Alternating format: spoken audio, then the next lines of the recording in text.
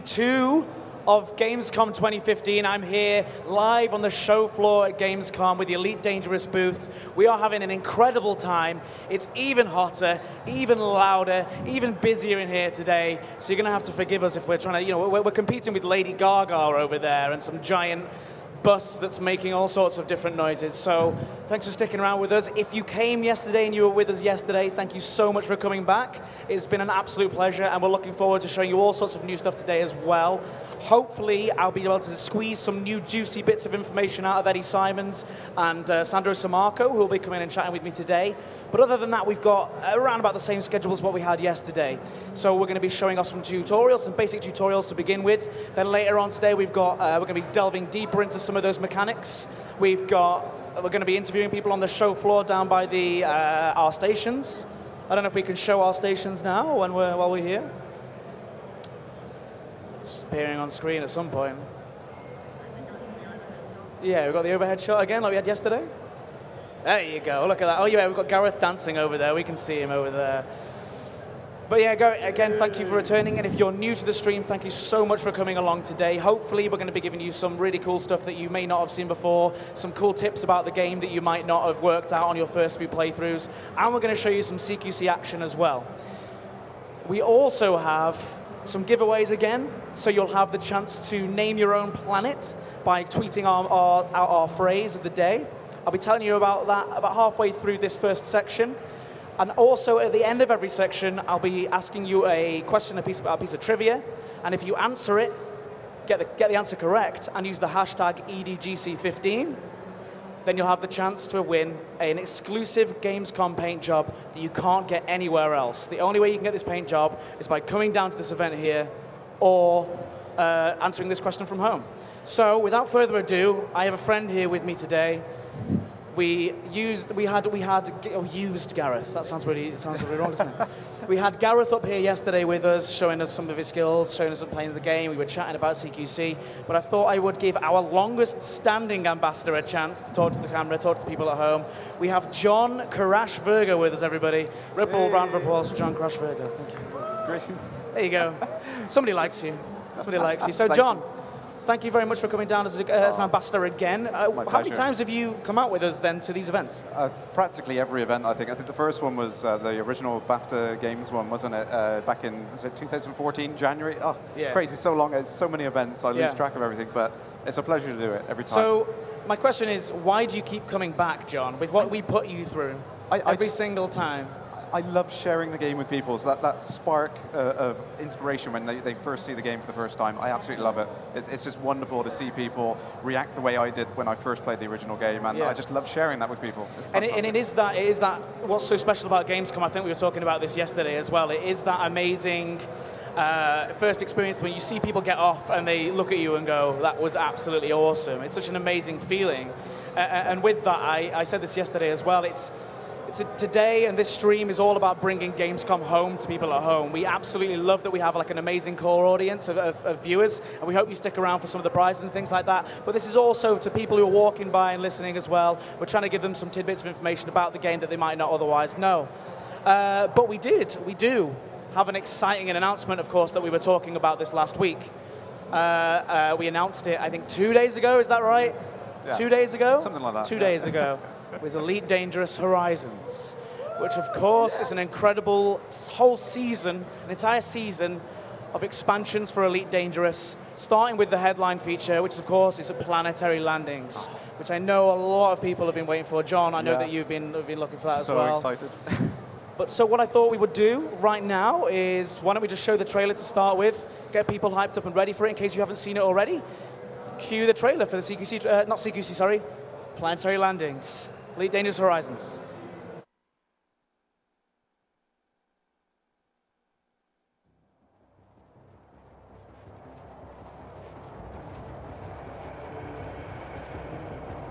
One jet descending around 150 meters per second.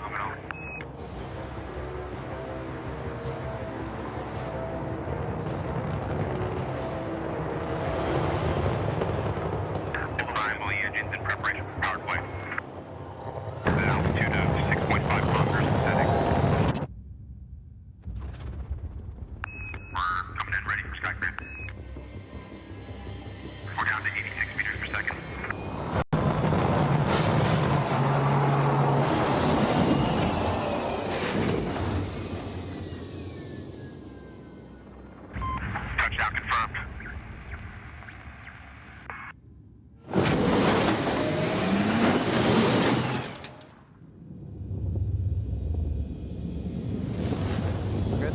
So if you look at the camera, so Elite Dangerous Horizons, there it is.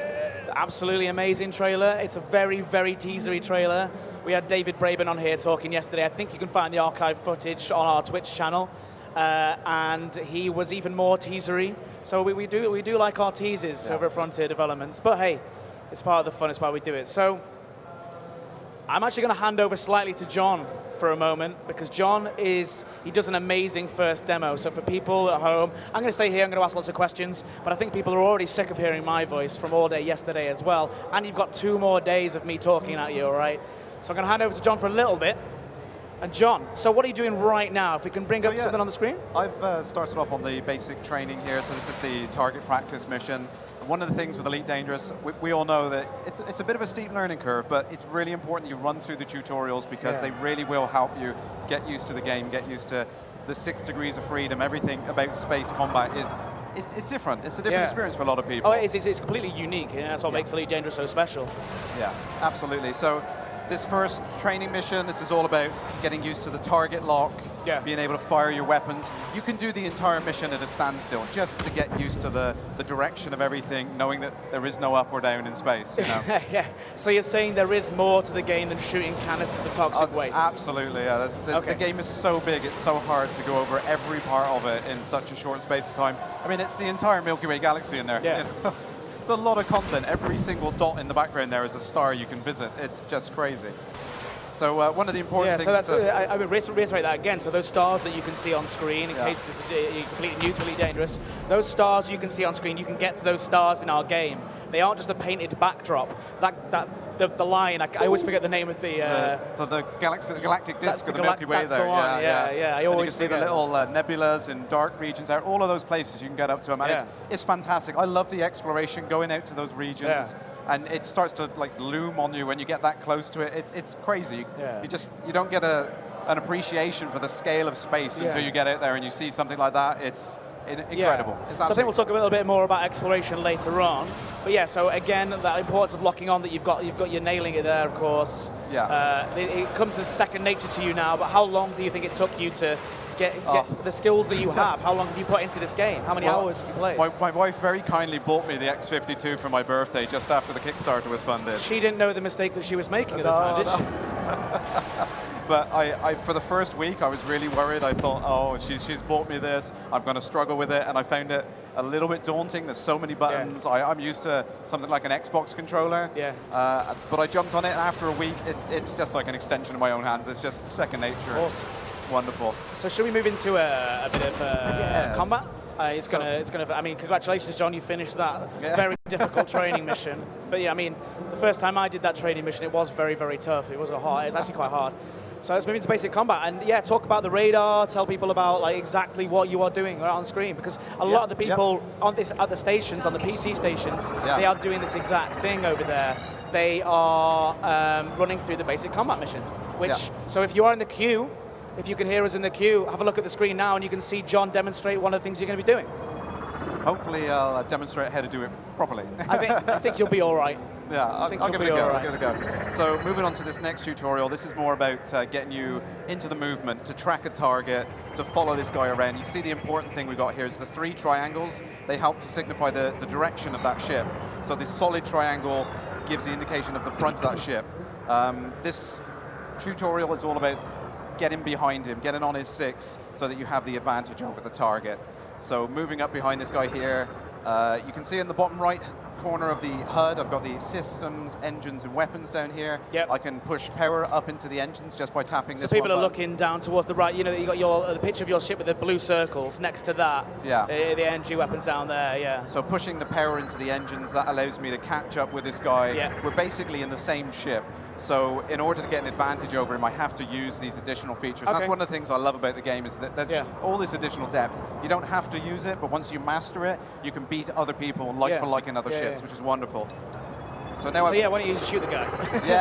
Let's get on him. So I'm on his 6 now. I pushed all my power over to the weapons. I think I might have killed Solar Fluke 1,000 times. Well, like I said, the tutorials are fantastic. It's great. You have already done 22. How you've gotten down to 22% damage just so quickly there? Do you think that you may have? Would you have maybe hit like a a certain module? Subsystems? Yeah. So one of the other important factors, if I go ahead and look over to the left-hand panel here, I can go and target various subsystems on here, so I can be really mean. I can target his lasers, so I can make him completely defenseless. I can go for his life support, so his oxygen So supply. this is going to be like, in the real game. Then you can take someone's life support out, and then it'll say 5 minutes remaining of air, and they have to get back to a station in time. Otherwise, they will run out of oxygen and die and be left stranded in space. And I think that is absolutely badass. I feel really mean doing that. Have you ever done it before? I've done it before. I have done it once. Yeah. I feel really awful doing it, but it's great that the depth is in there. That's the thing that I love about it. The subsystems really do make the game interesting. You see the extra little targeting indicators gone up on there. You didn't. Boom. So let's move into the next combat demo, and then that way you can talk about the radar a bit more, and we can talk about the actual depiction of your enemy ship in the bottom left. We can talk about that. Yeah, show people. So, I mean, what is your sort of favorite? What would you say your favorite aspect of the game is? Is it this combat that you're doing right now, or is it more? For me, it's all about the variety. I love the variation in games. I play a lot of other games, but the Elite has something for every part of me. Everything I enjoy, there's something I can do. The exploration, the combat, I love all of it. You know, even the mining, and it's peaceful, it's relaxing. It's something you can do. You just want a break from the combat and the stress of everything. Even the mining, you say. Yes. Even the mining. I love the mining. Yes. I love the mining. Yeah. So we have Misfortune here. This is a Cobra as well. So this is a tougher ship. Oh, so you got the different weapons here as well. So talk us through those weapons. So we've got the gimbaled multi-cannons. Got two pretty heavy machine guns on this one. Great for doing hull damage, but not so good for doing shield damage. So that's one of the things I love about the variation you've got in there of the weapon systems. Now I can go ahead and I can take a few pot shots at him, but it's not going to do as much damage to his shields. What I've got now on the scanner in the center here, I've got the two wingmen effectively helping me out, two friendlies in green there. They have got laser weapons, so they're going to be very good at taking his shields down. Once they've got the shields down for me, I can move in with the multi-cannons here and do some significant hull damage with the machine guns. And for those who maybe haven't played Elite Dangerous before, or are watching here from the stand, or watching at home and have never played, the radar, how does that work? It's like a 3D space? So you can imagine that the center disc there, that circle, is like a plane through your ship. The V shape at the top is your cone of vision, and your ship is in the center. So where I've got the red indicator now, he's directly above my ship. So I can pull up. Because he's sort of on top of a stalk, so you pull it on top of the stalk straight ahead of you. And there he is in front of me. Absolutely. So at first, it might not seem like you know where everything is, but once you get used to the directionality of things, it's like, it's second nature again. I have been asked a few times by new players. They say things like, so which ways? How do I get back up, like to face upwards? It's like, no, in space there is no up or down. That is just how this game works. Absolutely. So, the full 6 degrees of freedom, like I said, at first it might seem a little bit disorientating. Once you get used to it. Yeah, one of my favorite things as well, just looking at the screen, is that one of my favorite things to point out to new players is that the asteroid belt that you see there, if you turn away towards where the sort of the middle planet is, there it is, like in the full game, that isn't just a painted backdrop again. You can go all the way around it. How long? I mean, it would take you probably months to actually travel around it at this speed. But you can go all the way around that. That is a real physical space that you're all looking at. It's not right a backdrop. there. It is actually three-dimensional. Yes. And it's wonderful. Like I said, the exploration I absolutely love. Just going around these things, finding zones that you can mine resources in, little combat zones, things like that. I absolutely love that. Yeah, and with Elite Dangerous Horizons as well, which you've just announced, of course, you will be able to land on those planets and explore those planets as well. There will be things such as you'll be able to, in orbital speed, which is just around the top, you'll be able to scan the planets for points of interest. Scan those planets for points of interest. You'll be able to see things down there, such as landed ships and things like that, and you go, oh, somebody's down there, let's go and see what they're exploring. Follow them around, stalk them, and ruin their day. Don't ruin their day, be nice to others, be nice to people. So, sorry, John, so you can see his shield is recharging there. Yeah. As a human player, what might he have done to improve his chances of recharging that shield faster? So what you could do again, down in the bottom right here, we've got the systems. You can push all of his power over into systems there, try and get out of the way of laser fire, and just wait for those shields to come back up. Now they've popped back up, so he's under full power again. So I'm going to put all my power into weapons and try and help these guys take it back down. You see he's already back down to 2 rings. In the full game, you've got all sorts of modules you can buy for your ship to improve that. The shield cell banks can give you a bit of a shield boost to keep them back up, so you can maintain combat for a little bit so longer you've pretty as well. much got his shields down there. Yeah, I mean, shields your back down. wingmen have been doing the job for you. They've been, I've been talking away. I'm a bad wingman, but there we go. I'm going to move in for the kill now, and I'm going to get the credit. Nice. There John we go. Kerrash Virgo way. So why don't you tell people at home your stream as well, because you obviously do a lot of streams. Once a week you're doing a stream where you introduce new players to new aspects of the game, right? So what's your stream called? It's Kerrash Landing, Kerrash Landing. I've started it from the very, very beginning, before Elite Dangerous Alpha was out. I started playing the original from '93. One of the earliest players, I think. One of the earliest backers. I saw it as something. I thought this is great. I want to be able to share it with people. I want people to be able to see what's coming in the alpha and everything like that. And I knew there was people that wouldn't have access to it, so I just wanted to be able to share it and let people experience it. Yeah, and I think that's why we originally invited you along to help us. Was it the BAFTA your first event? Did you say? Yeah, the BAFTA event. Absolutely. Because we just saw the other an appreciation for it, and we could see straight away that you had a real natural knack for things. So you've got some different weapons here. You've got two separate types of weapons now. You've got the pulse laser and railguns on the side, I can see. Oh, yeah, I do love the railguns. They're more of a skilled weapon. They take a bit more practice to get a hit on a target. Yeah. There's a little bit of a charge-up time before they fire, but once you nail the target, it's really, really satisfying. Yeah. I just want to take some time to appreciate the really beautiful view of that nebula behind. It's such an amazing setting. Again, all of the wonderful so that was you firing the railguns. That was the railgun there. So the great thing about the railguns is they do like energy damage and physical damage as well. So they can penetrate the shields, they can penetrate into subsystems. So again, like I said, they're very, very skilled weapon, but just wonderful once you get used to them. They're great fun. So your lasers weren't recharging there very quickly, is that so you just knocked some points back into weapons and that helped your lasers recharge a little faster? Yeah, again, it's a case of keep balancing those subsystems on the bottom there. You don't have to do that, but if you want to get the advantage over a target, that's one of the things to learn, and it just helps you progress through the game. Okay, cool. So I'll let you take this guy down, I think. And while you do that, people can watch, and I'll tell everybody at home about the phrase of the day, or the question of the day. So every day we're doing hashtag EDGC15, so if you are tweeting about the stream, make sure you use the hashtag. But today, what I want to know, it's dead simple. For your chance, at the end of the day, I'm going to pick somebody who answers this question, for your chance to name your own planet in Elite Dangerous, which I think is an incredible thing to do. So you will be able to land down on your own planet, potentially. It's up to you. You can choose whether it is a gas giant that looks beautiful and incredible, and you can just stay near the starports near there or things like that. Or you can actually name one of the airless moons or atmosphereless planets and actually land down on there. And I think that is one of the best prizes ever. So today's phrase, what we want to see on Twitter, we want to see people tweeting. Just tell us simply why you love Elite Dangerous with the hashtag EDGC15. So just tell us why you love Elite Dangerous with that hashtag, and somebody will be picked right at the end of the stream, around about 4:45. So it doesn't have to be serious. It can be silly. It can be whatever you want it to be. We just want to see those coming up. If they're nice, they might even be featured on the stream later on. So get doing that. So John, I thought you would have been finished by the time I came back. Well, I'm playing around. You disappoint me, sir. No, I'm joking. So tell us, you've actually locked onto a certain subsystem there. Is that just to take down his shields faster, or? Well, one of the things you learn pretty quickly when you're fighting the bigger targets in particular, that the juiciest part of the ship to go for is the power plant. If you can knock that out before their hull goes down to zero, you will actually destroy the ship in one shot, effectively. Awesome. So it's one of those things. I mean, particularly for the bigger ships, anything smaller than a Cobra, it's probably not worth going for it. You'll do more hull damage before you take them out. But for the really, really big ships like the Anaconda, these things are huge, hundreds of meters long. Going for the power plant can give you a real advantage over those ones. So the viewers at home might see as well. Well, we can actually go into this on the next one, but about the ranking systems, which you can see at the bottom. Yeah. You can actually see his power plant is at 96%.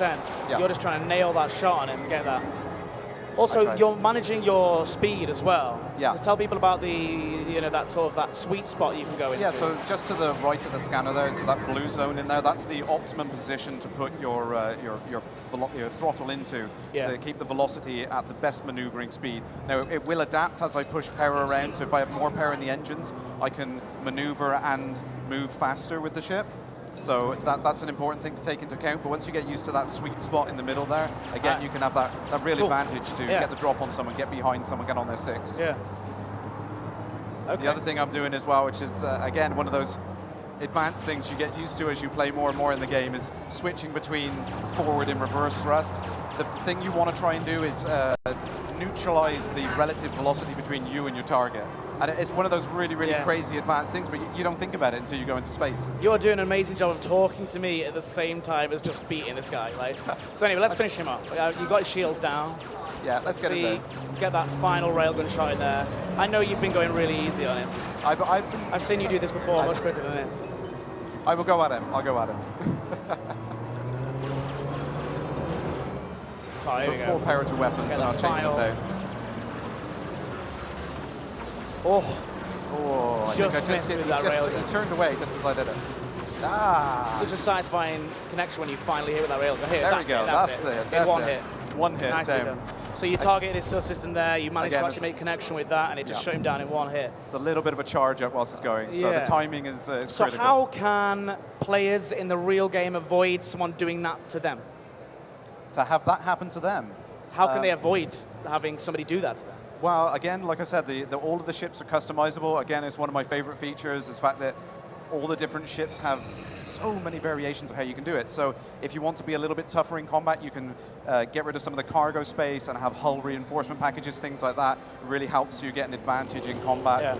Like I said, the shield cell booster, shield cell banks, the shield boosters, those kind of things. And these are all things that you can put on your ship. You can travel to a starport, of course, to put it on in case you're new to the game. Again, I just want to, before you start taking this guy on, I want to reiterate that this is a beginner's tutorial for people here at Gamescom, people watching at home that may not know much about Elite Dangerous. Later on today, we are delving deeper into the mechanics of Elite, so hopefully we're going to go see some of those gritty numbers, go to the starports, we're going to talk about travel, how to maximize your time and make sure that you're choosing the correct trade routes and exploring the right kind of planets. But we'll go into that later on. For now, you've already locked onto his power plant. We've shown people how to do that. You're already in there. So on the left-hand side as well, you can see the name of the type of ship that he's flying. He's in a Type 9 Heavy. Yeah. So that's more of a big cargo vessel. Like 1,000 tons of storage space. Absolutely huge. So why might you be attacking a cargo vessel, John? That doesn't seem very. Well, I'm not normally the pirate type, but you can if you want to. But you could be a pirate, and he's in a wing there as well. He has got. Yeah, he's got a couple of small guys helping him out. We've got a sidewinder on this side, another sidewinder over there. So he's got a couple of guys helping him get through the system, but I don't think he was expecting an ambush by me and my two wingmen here as well. So who have you got with you on your wing here? I think you might be able to see them if you look to the right. So I got my, there's my wingman just over the top there. There he is. Oh, there he is. So I got a guy in a sidewinder that side. And I think another sidewinder over there. So that's super cool. So in the proper game as well, because this is tutorials, it's the proper game. But in the full game, you can fly with your friends in wings. So those wingmen would be your friends. Co-op is one of my favorite parts of it. As soon as that was, I mean, it was enhanced by the Wings update, wasn't it? But it was already there, and I absolutely love doing any kind of co-op, helping people out. And Wings just made every single aspect of the game shine by the cooperative play that you can do on it. I absolutely love it. Amazing. Every single part of it is so much fun when you do it together as a group. One of the coolest things I've ever done in this game was there was a community goal. There are large community goals that you can all join together, and then at the end of the week, if you've done a certain amount of work towards that community goal, you'll be given a reward. With another one of our US ambassadors, actually, we teamed up against the Lakon Type 9, and what we would do is we would feather the cargo hatch of that Type 9. It would drop out the cargo. I would just go around scooping up the cargo while he was fending off the Type 9's security. It was just so much fun. And then we would take it back. We made millions of credits, like, so quickly. That was one of my favorite things. Another experience, it's that co-op thing. Another really good one was when we streamed with you. We had some of the dev team, the three of us sitting together at computers next to each other as a team, just communicating back and forth about what we were doing. It was one of the coolest moments I've had in video gaming ever, you know. So it's these sorts of moments, and I can't wait to see what Horizons brings to that when we've got people working together with the SRVs, these land vehicles, as well as from the sky at the same time. I think that's going to be amazing. So, I mean, we could probably watch you kill these people all day, you know, take these guys down, but I think we are going to move on in just a moment's time. Shall we let you? We'll let you finish this guy off. Why not? I've got missiles. Let's fire a. Yeah, so you're waiting until those missiles lock on you, so you can see that the reticule around it. Yeah, the central target in there. It locks on. Takes the time for you to get the target. Once it locks on, you can go ahead and fire. There we go. All right, well, there you go. Fantastic stuff. Yeah. Woo! was the whoop came out much louder than I thought it would across the arena here. So, hi everyone. So yeah, thank you very much for watching our opening section, which is just a bit of a brief introduction. Thank you so much, John, for being here and helping us out as well. My That's pleasure. really, really appreciated. I want to do the first bit of trivia here just really quickly. So we've got our trivia question, and remember, if you answer that trivia question using the hashtag EDGC15, after the break, after the first break, we are going to pick out somebody who has answered it, and you will win an exclusive Gamescom paint job that can be found nowhere else, only at this event. So only about 10 or 15 people at home are going to be able to actually get this over the space of the next few days. So it's a super cool prize. Anyway, the first question of the day is, it's dead easy to find. Can you name the full title of the first sequel to the original Elite from 1984? Can you name the full title of the first sequel to the original Elite? I know you can, John. Sorry, you can't have it. You can't win the prize. We've said this a while ago. You're not allowed any more prizes. Okay, no more stuff. Okay. So, so you do that, hashtag EDGC15, and we'll come back after the break and let you know who's won. We're going to be going down to the show floor, introducing some people, meeting some people down there. So thanks for tuning into the first part. We'll see you after the break.